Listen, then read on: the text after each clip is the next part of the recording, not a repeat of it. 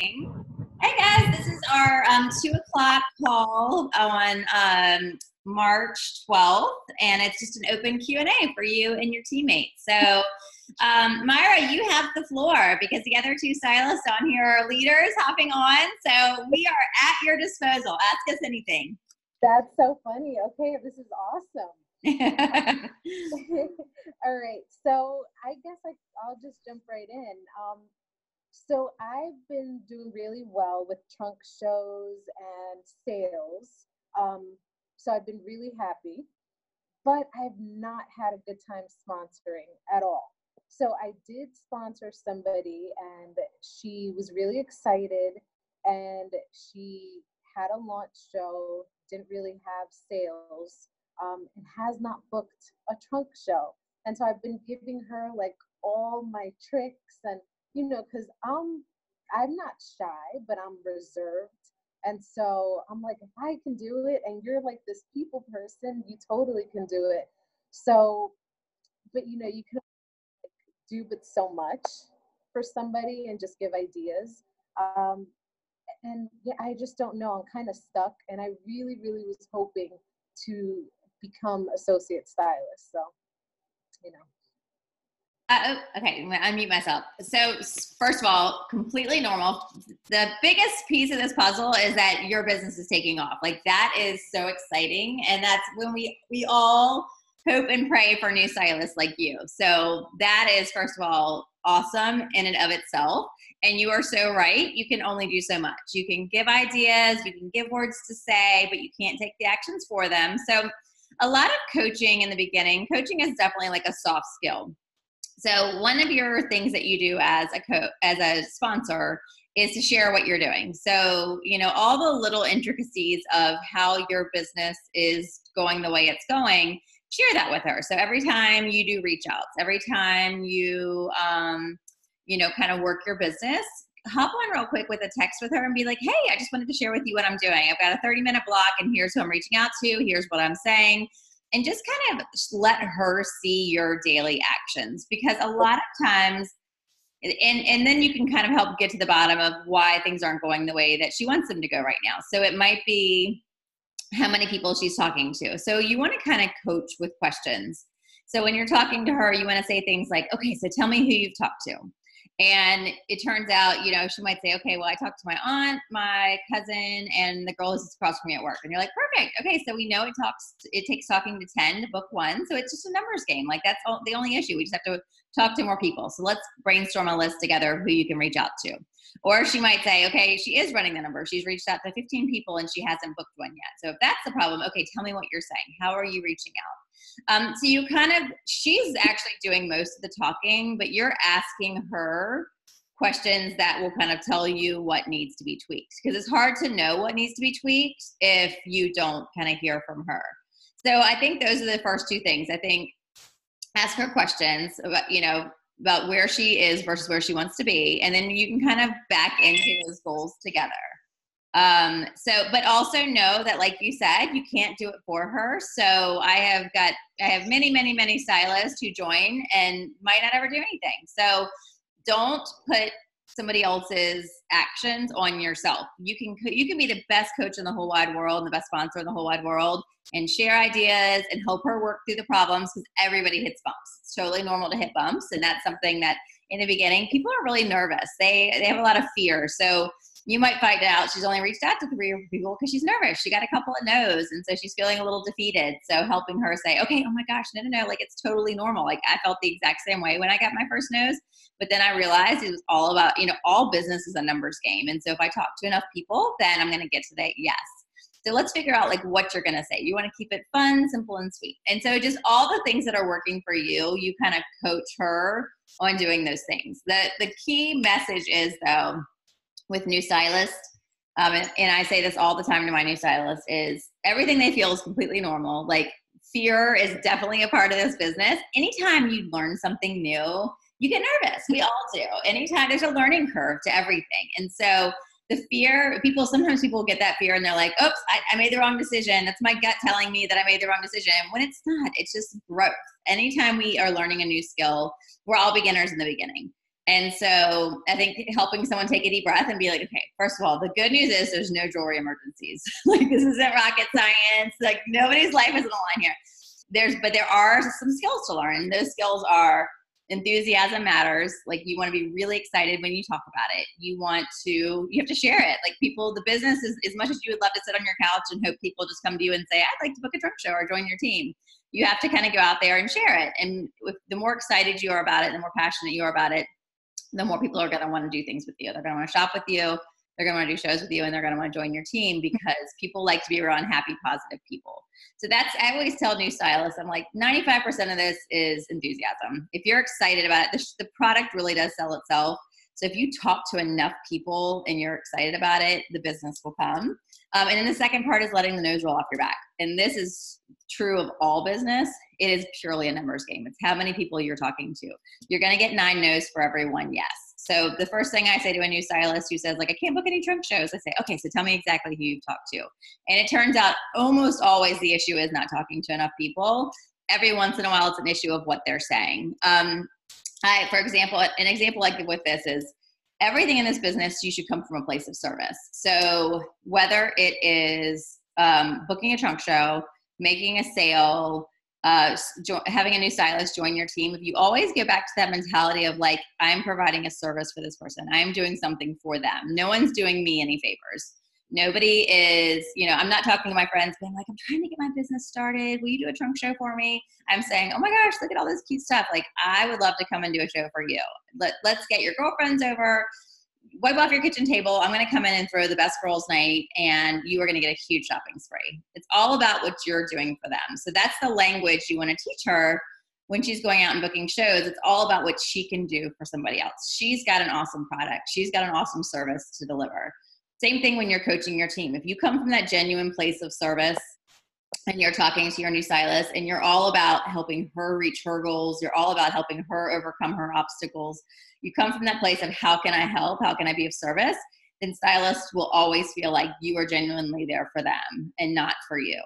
And then same thing with a sale. If you're at a trunk show and you're helping someone find something they love, helping them find that perfect gift, helping them, not feel like frumpy going out of the house, helping them find something they could throw on every single day and that fits into their perfect lifestyle to make them feel pretty and feel good about themselves. If you always get back to that, whenever you feel that fear or whenever you feel that sense of like, I don't want to ask for this or I don't want to ask for that, just be like, nope, I'm providing something great. Women love to shop. Women love to feel good about themselves. So if I'm providing this great service, people will feel like you're giving them a great service. Does that make sense? Okay, good. All right, so Noelle, it looks like you joined us too. So a lot of the other people on the call are leaders that are here that are part of this. We have this thing called a Maven program for people who are, kind of want to blow up their business and go really big. So we are at your disposal. You have several people on here who would love to answer any questions you have. Awesome. I actually do have a question that I got this morning. I have a lot of family, extended family that live in the Philippines. Okay. And friends of family members there that I'm friends with have asked about shipping there. From what I could find online, it looks like they can't order and ship directly there, but we can, do people do this? Do people go ahead and just order it and then send it?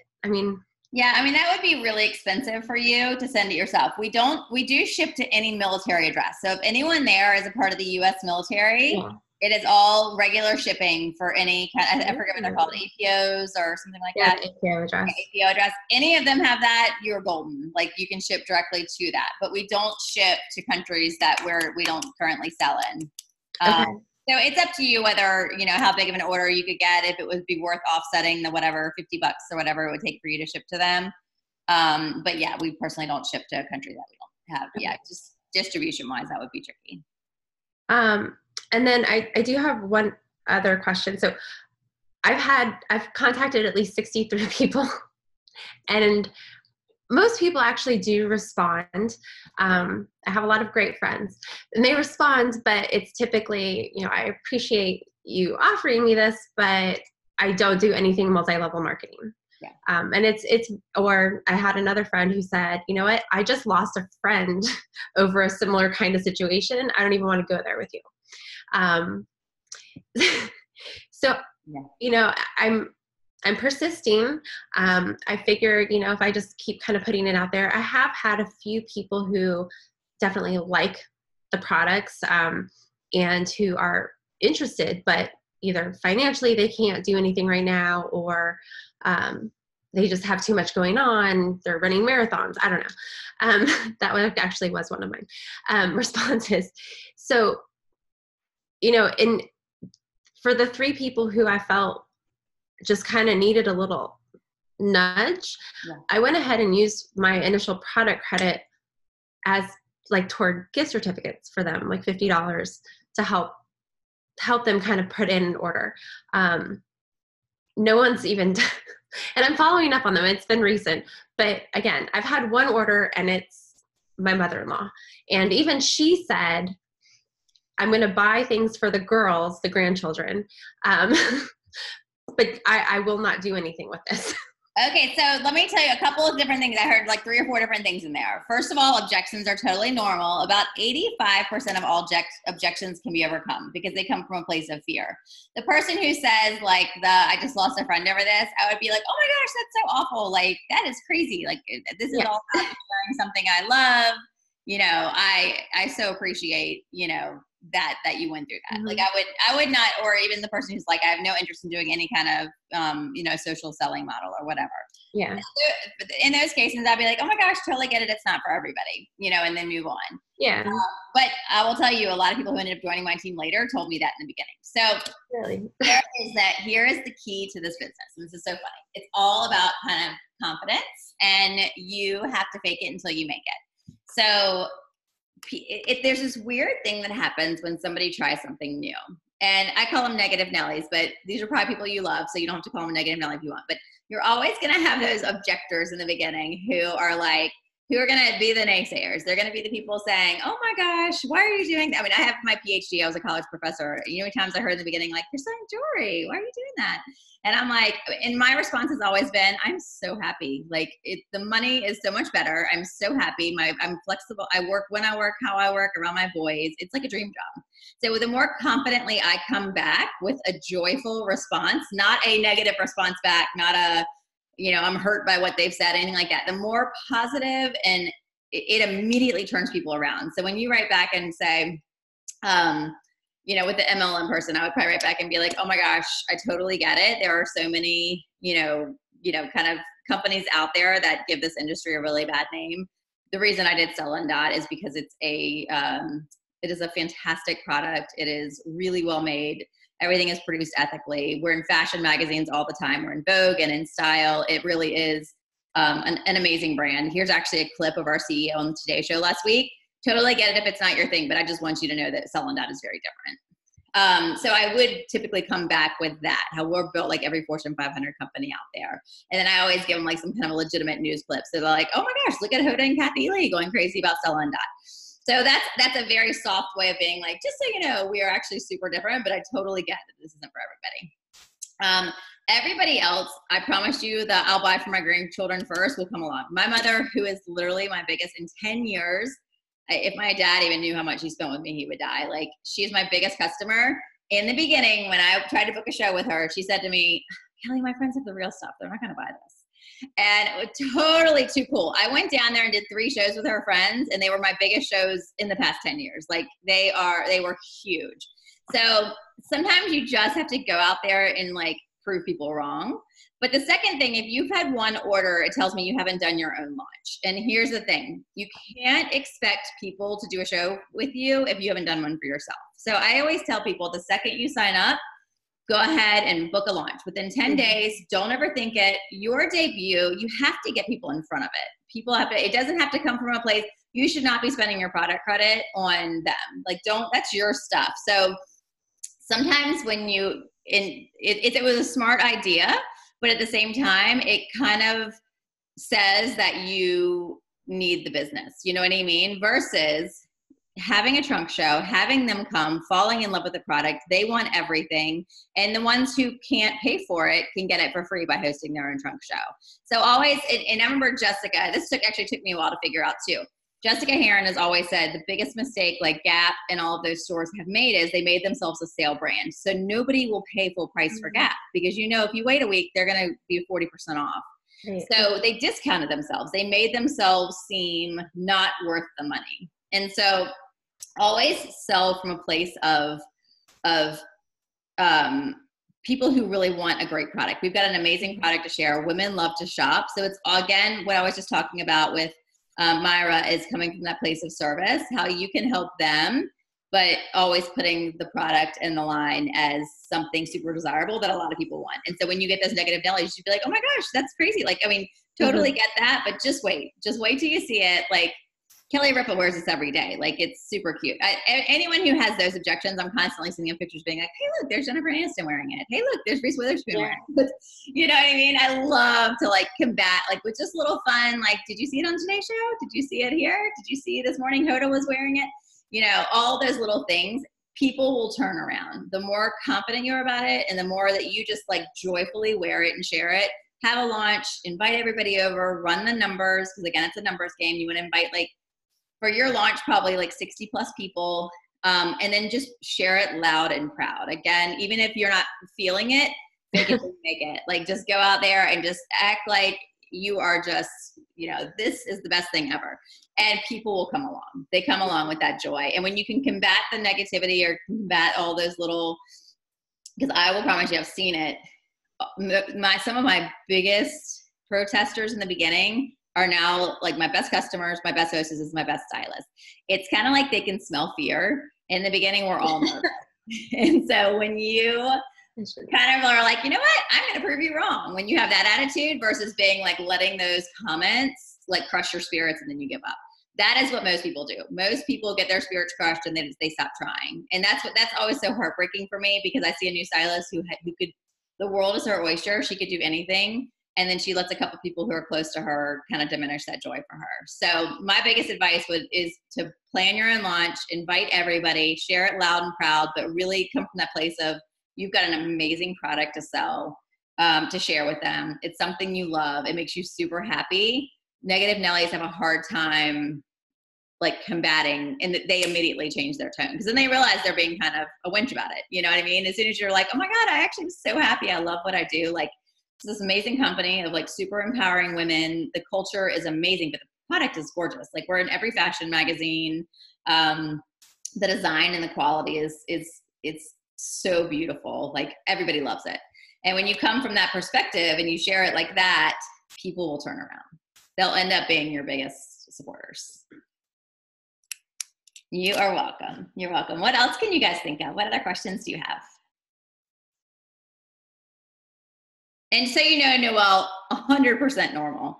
But I always say to people, like, if you haven't had a launch yet, like, that's step one. Like, that's super easy because people have a much harder time saying no once they try it on. Literally, and that'll give you a lot of confidence too, because people will come in and be like, oh my gosh, I want everything. How do I get it all? Like, the product really kind of sells it. And then you can very easily say like, oh my gosh, you should totally do it with me. There's this amazing sign-on special this month. We should do it together. Or you can say like, well, you know what? You want that $200 Pegasus necklace? Let's get your girlfriends over. We'll get it for you for free. I've got the 21st open. How does that work for you? So I actually had one scheduled. Oh, good. And I probably invited about 40 people. Okay. And not a single person could come. Okay. Was there something particular about that date that didn't work? Well, I mean, it was, and then I was getting all of those. It was kind of, I was launching and trying to get people to come at the same time. Yeah. And yeah. Did you end up having it? No. Okay. So you canceled it? Mm-hmm. Okay. So here's what I'll tell you too. I very rarely cancel a show because I always get people who show up who said they couldn't. So this has happened all the time. I will get, like, I've got a show on Thursday with my friend Emily. Right now we've got 2 RSVPs, her and me. We have 2 people coming so far. But I always say to her, okay, so now we're going to double down on reach out. So now it's all about that personal touch. So yes, you might have done an e-bite in the beginning. You might have followed up with a cute little hand invite or something like that. People need to see it multiple ways. Mm-hmm. So they need to see, you know, several different ways. People are just busy and they forget about it. Yeah. And so if you can, I would probably try to plan another one and maybe even link up and do it with somebody who who will co-host with you or something like that. And just be like, you know what, if you want a big shopping spree, let's do it together. And you can still even do it at your house, but then you have like another person helping pull people in. But that day before reminder, I always feel like is the magic ticket. So that day before reminder of like Emily and I tomorrow we'll probably text out every single person personally and say, hey Amy, we're so excited for our girls night at Emily's house tomorrow night. The new spring line is so beautiful. You're going to want it all. Hope you can make it. So that's pretty much what my follow-up always is. I do it to every single person on the invite list. I make it super personal, but it's just light and fun. Like, can't wait to have a glass of wine with you. You're going to love it all. Like, that's the show that people want to come to. But sometimes every once in a while it is a random date thing. So, and give people a reason for why now is better than later. Do you guys have like spring break coming up or anything like that? Like, do you have, okay. So I'm really booking a lot of March shows using spring break. So a lot of my wording to people has been like, oh my gosh, I've got the best idea. Let's do a girls' night at your house and you can get all your spring break gear for free. Everyone's got to shop for their getaway bags and, you know, cute jewelry for vacation. How about the 21st? Question mark. So that's a really good way to always give people a reason for why now is better than later. So if I'm trying to book for March right now, I'm personally using spring break. If you're not in that world of spring break coming up, then find something for a reason for why now it's a great time. March is a great month. People are like coming out of the woodwork and they're shopping. Everyone's coming off of this dreary, pale winter and they feel like bleh. And all of a sudden they're like, okay, it's spring. I like want a fresh wardrobe. I want to feel cute again. Or people have been stuck in their houses and they're ready for a glass of wine and some social time. Like, always give them paint a picture for what that night's going to do for them. Like, the first thing I texted all my girlfriends this morning was like, I don't know about you, but because I know the problem is she sent the invite out. So it went out yesterday morning, which is like supposedly like the angriest time of the year, the first day after daylight savings time where people have to go back to work. Apparently it's like the biggest nap day of the year, the biggest grumpy day of the year. And I'm like, oh my God, why did you send it this morning? So she got a bunch of immediate no's. And I was like, so now I'm reaching out and being like, I don't know about you, but this has been a long 2 days. I need a glass of wine. I hope you can come to Emily's. So that kind of a personal follow-up really makes a difference. But I will tell you, Noelle, Sam Tunador on our team, who is like she's a star director, kills it, big time leader. She had nobody show up to her launch. She actually didn't cancel it and no people came. It totally can happen. But I will tell you, oh, sorry, my kids are coming in from school. I will tell you that like it's, try to tweak those few things if you book it again. Make sure you run the numbers, make sure it's all about, why now is a great time, and maybe try to expand your list of people you reached out to. Sometimes people try to target certain groups during their launch, and I say invite everybody. And maybe even layer in an online component to it. So for maybe the trunk show's on a Thursday, and then you follow up with an online trunk show that night or the next day for people who couldn't make it. And then don't underestimate the personal follow-up too. Like, reach out to things you think people will love. Like taking a picture from Mimi. If you guys don't know Mimi yet, definitely get on and start playing with it. It's the best app ever. But going on and, okay, so let me just pull up something randomly. I'm going to pull up gallery. And like, okay, so maybe this set, I send a picture, I snap this picture and send it to someone and say, oh my gosh, this combo has these earrings have your name written all over them. They would look so pretty on you on spring break. Things like that. Like, women are very visual. So having that image of, and why you thought of them, like, that's really good customer service. Does that make sense? Okay. Kelly, I have one more question. Yeah, go for it. So I've been doing a lot of online shows. That's just kind of how it works for me because most of my people are out of state. I lived in New York and now I'm in Delaware and my family's in Virginia and I have like people on the West Coast. Like, it's all over the place. So it's been working for the most part. I have, however, a trunk show for this Thursday. And so far I only have 2 people, yes, okay, and 3 people, maybe. And I was hearing what you were saying about like the personal reach out. So I'm gonna talk to the hostess to see if she'll reach out more personally and see if she can get a few more people to attend. But what happens if like it's just 2 people is it not worth it to like do it? Is it better to just reschedule? No, I typically don't ever reschedule. I actually have done that several times in the past and they haven't worked out as well. Here's why. First of all, I've had, trust me, plenty of 2-person trunk shows throughout time. And usually what happens is I end up sponsoring both people because I have 2 hours to basically hang out with these 2 girls and drink wine and really tight. And by the end of it, they're like, I want to do this with you. So just know that something good can come out of every trunk show. So whether it's finding your next great stylist, whether it's finding your next great hostess, whether it's signing on your hostess that night because you really had a lot of time to get to know her as well. I always say never cancel, but there are definitely some tricks to drive attendance. These things I always tell people with the invite process. This is one of those things that people wait till the last second to decide. They kind of see how their day goes. They often don't RSVP. So people might be coming or might want to come, but they just didn't RSVP because this isn't a wedding. It's not a baby shower. I mean, it's actually nice to RSVP for the hostess, but most people don't. So that personal reminder seems to be, I think, the clincher. So I always do multiple forms of invites. I typically do an Evite. I usually will print out some cute little hand invites through Mimi for the hostess to pass out to people she sees at work and neighbors and that sort of thing. But the day before text reminder is the most important. So you guys hopefully know, and if not, your sponsor can walk you through it. If you go to My Business on Mimi, and then pick your trunk show, and then hit guest, they have all these cute little digital images. So like I'll take that image, for example, and it's got all the party information and a cute little picture, and I'll send it to the hostess with exact words to say. So instead of just reaching out and saying, hey, reach out personally, I would say, okay, here's what you're going to text to every single customer. The last minute personal reach out changes everything. Like people are so much more likely to go when they know you really want them there. So here's some easy words to say. And then I say, hey, Amy, I'm so excited for my style session on Thursday night. The new spring line is here. It's so gorgeous. You're going to want it all. Hope you can swing by for a glass of wine. Can't wait to see you. XO Sally. And then give her the picture. And be like, just change the person's name out and text it to every single person. Just be like, I promise you this will make a huge difference. Like people get evites all the time. They get Facebook invites all the time. That last minute invite of like, oh my gosh, I'm so excited. And I think you're going to love it all. And it really goes far. It will typically, even when I host my own shows, I'll have like 3 RSVPs and then 20 will end up showing up because of that personal reminder. But also know it's a numbers game. So if your hostess hasn't invited 40 plus, 40 will typically get you 10. So let her know.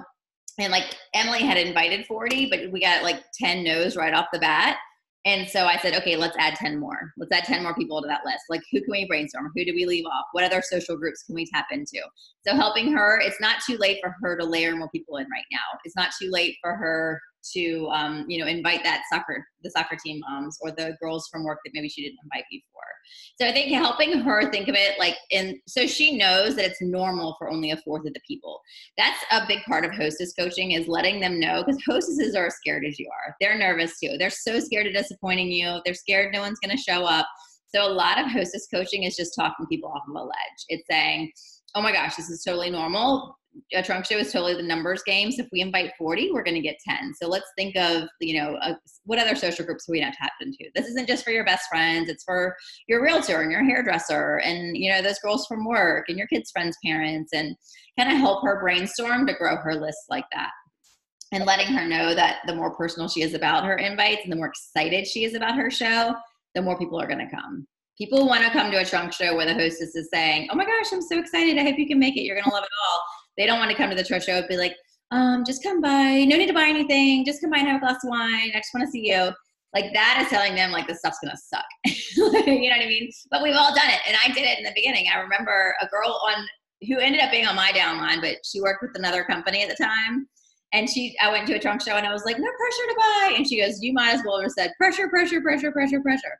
He's like, don't ever say the negative of it, just be like, oh my gosh, everybody loves it. It's so much fun. Play dress up, make a mess at the table.